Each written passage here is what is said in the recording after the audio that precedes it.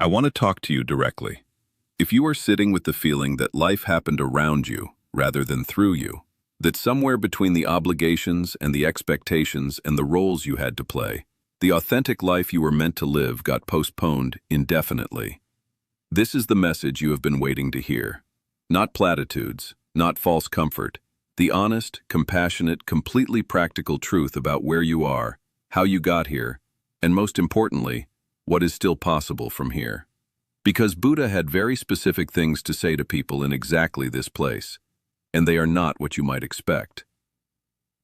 The first thing Buddha would say is this: the feeling that life passed you by is not evidence that it did.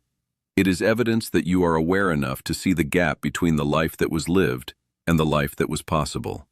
And that awareness, however painful it feels right now, is not a verdict. It is an invitation. The person who cannot see the gap cannot close it. The person who sees it clearly, who feels it honestly, who acknowledges it without flinching, is the only one with the actual capacity to begin living differently right now. Your awareness is not your punishment. It is your starting point. Buddha observed a specific pattern in people who carried this feeling. They had spent so much of their lives living for others, for their parents' expectations, their partner's needs, their children's futures, their employer's demands, that they had gradually lost contact with the authentic self beneath all those roles. Not because they were weak, but because they were loving and responsible and genuinely committed to the people who depended on them. These are beautiful qualities, but Buddha also saw what they cost when they were never balanced with the equal commitment to one's own genuine self. Over time, year by year, compromise by compromise, the authentic self gets quieter, gets smaller, gets buried beneath layers of obligation and self-sacrifice until it feels like it has disappeared entirely. But here is what Buddha knew and what you need to hear. It did not disappear. It cannot disappear.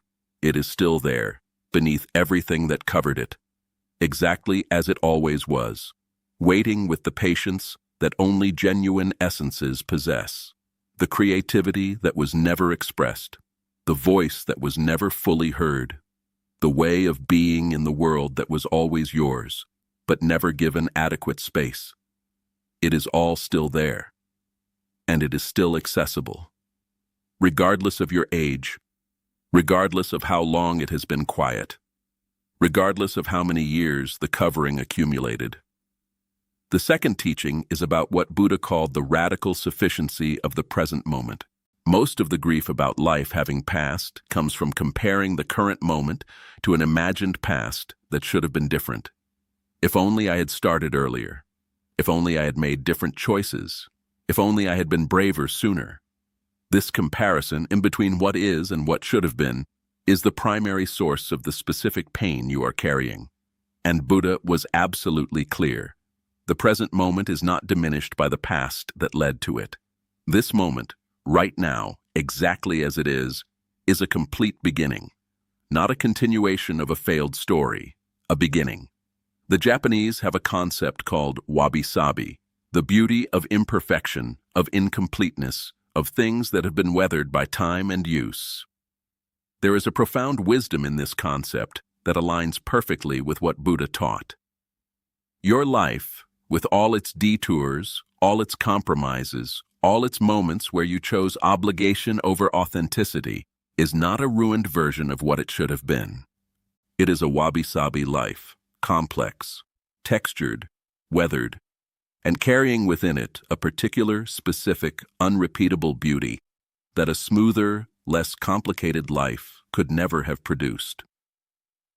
The third teaching is about the concept of beginning again.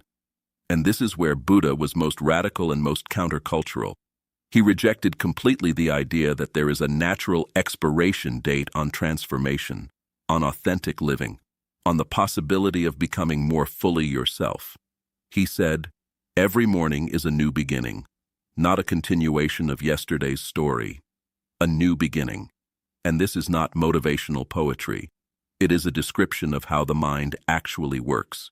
Every moment of genuine presence, every moment in which you are truly here rather than lost in regret about yesterday or anxiety about tomorrow, is a moment in which the accumulated story of the past loses its deterministic grip on the present. You are not the sum of your missed opportunities. You are not the total of your unchosen paths. You are the awareness that is present right now, in this moment, with the complete capacity to take one step, however small, toward a more authentic expression of who you actually are. One honest conversation. One creative act. One moment of genuine presence with someone you love. One boundary set where none existed before. One choice made from your actual values rather than your accumulated fears. These are not small things. They are the building blocks of the life you are still, right now, in the process of creating. And the final teaching, the one that I believe will stay with you long after this video ends, is Buddha's observation about the relationship between age and depth. He said, "The tree that has weathered the most storms has the deepest roots. The person who has lived through loss, through disappointment, through the specific education of a life that did not go as planned, carries within them a depth of understanding, a capacity for compassion, and a quality of presence that no young person, however gifted, can yet access.